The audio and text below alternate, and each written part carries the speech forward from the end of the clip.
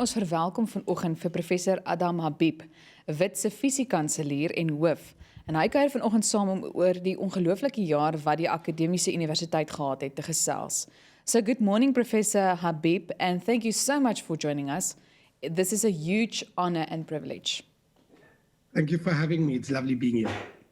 I would like to start by asking, why are universities still relevant?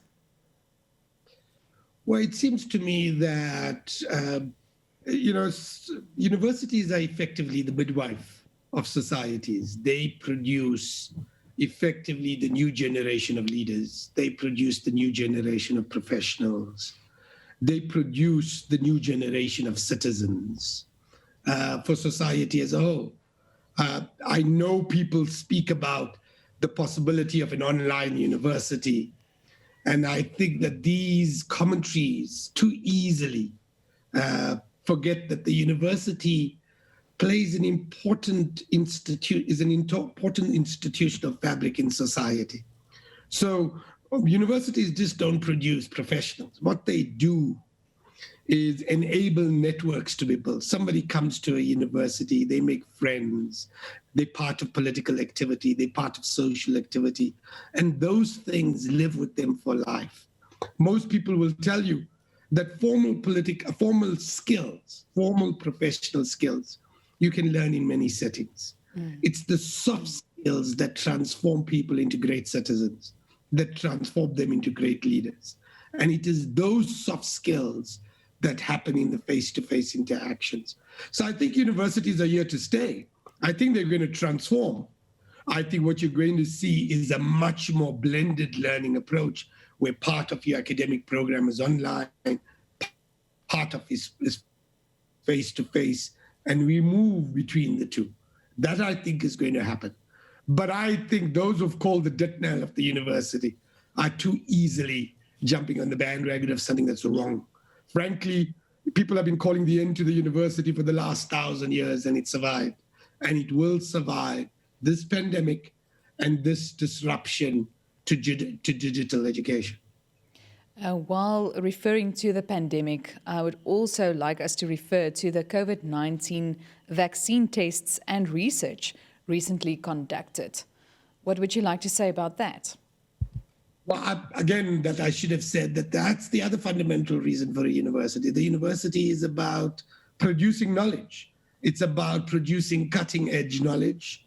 And you can't simply import that knowledge. A community, a human community need to be able to be innovating with science and applying that science to their context. And in that process, innovating in that science and giving it back to the world. And it seems to me that that's what university is about. At Wits University, as you well know, we have 2 clinical trials. One, which is associated with the Oxford vaccine, AstraZeneca, and the second with Novavax. Both of those things are important because it's important for us to test those vaccines on the South African community to understand how they work, to see if they are effective, and then to make sure that we get access to this. So you're absolutely right. Universities like Wits, UCT, Stellenbosch, UP, and a couple of others are important for the production of knowledge because all of our challenges in this globe are transnational, whether it's this pandemic, whether it's climate change, whether it's renewable energy, whether it's inequality or political and social polarization. All of that is going to need world-class science and local understanding. And we are the midwives to create that local understanding. We are the midwives to create the human resource capacities that will allow us to address those challenges. And I think that's quite a remarkable point of view. Why is it so important for research to be adequately funded? Oh, I think it's absolutely important. So just let's take this moment, this pandemic. In this moment, it's absolutely essential that we understand, firstly, what kind of policies to put into place to manage this healthcare. Second, and in that, what we need to do is use high-level data to track the evolution of this disease, to track what to do about it, and how to manage the economy. All of that requires good researchers. All of that requires good research. And it requires the ability for us as a community in South Africa to be able to do that. We can't simply rely on the data being produced in Johns Hopkins or Imperial College. We need the capacity to produce our own data, to provide the kinds of advice to our political leaders so that they make the appropriate decisions. And it seems to me that the only places that can do that is the university. The problem is politicians, of course, too often don't want to listen to what comes out of the universities or what the universities are saying. Or they want to engage in what I call political spectacle. And that's tragic. But as a general rule, if we have no ability to tell our stories, if we have no ability to produce world-class technologies, we have no future as a society, and we have no hope for economic inclusion. That's the fundamental lesson if you go around the world, and it's the fundamental lesson of South Africa. My fear is money is actually going away from the research institutions, from the research enterprise. And that's what we should be worried about. Not only aggregate pots of money, but also the way we spend.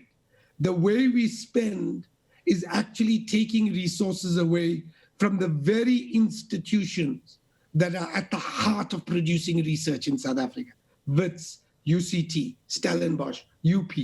And if we do that, we're going to destroy the research infrastructure.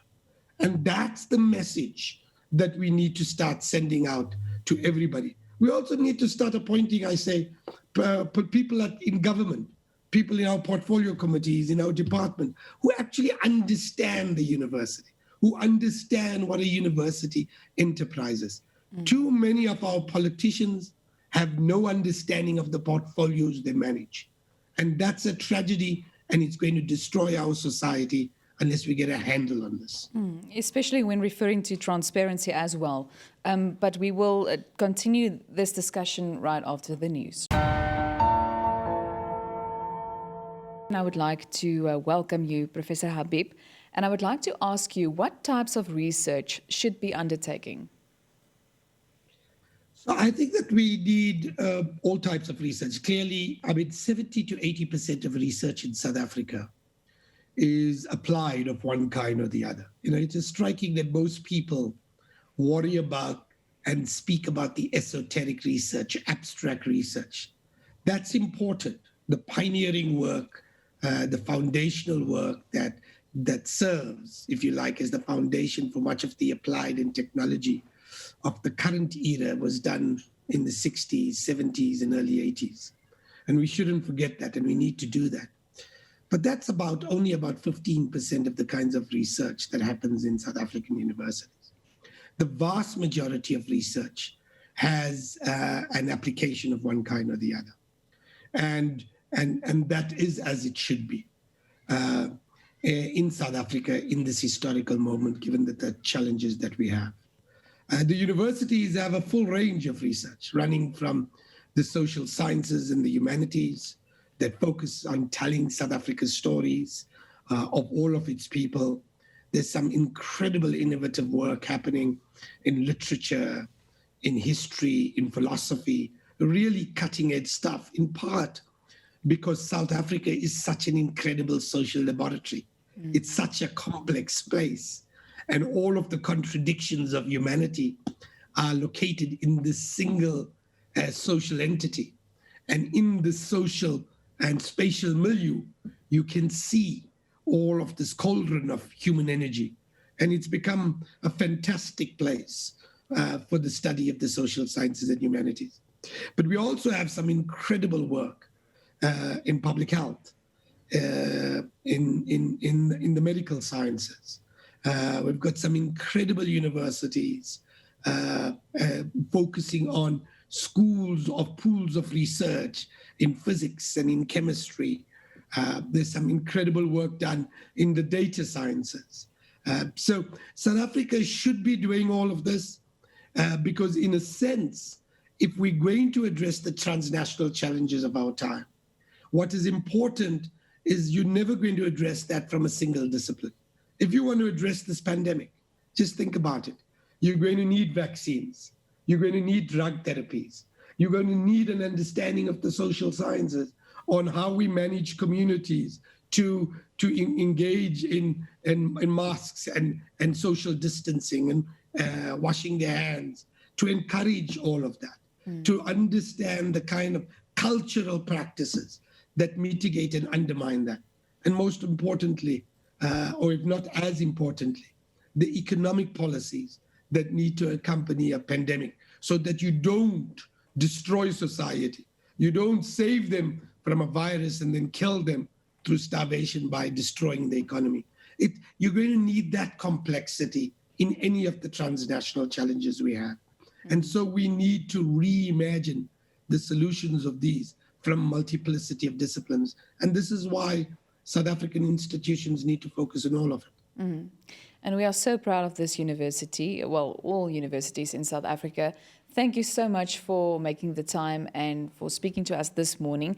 Dit was dan Professor Adam Habib, 'n Witse Vise-kanselier en hoof.